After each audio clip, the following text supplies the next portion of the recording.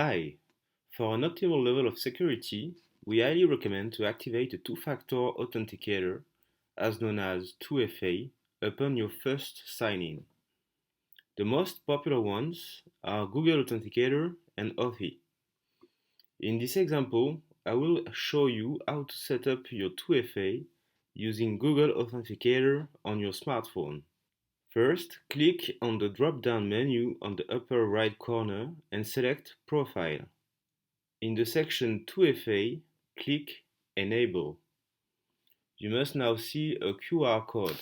On your mobile, go to Google Play Store or App Store on your iPhone and search Authenticator. Select Google Authenticator and download it.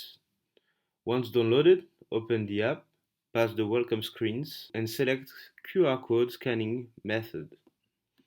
Authorize the app to take pictures and aim your phone at the QR code.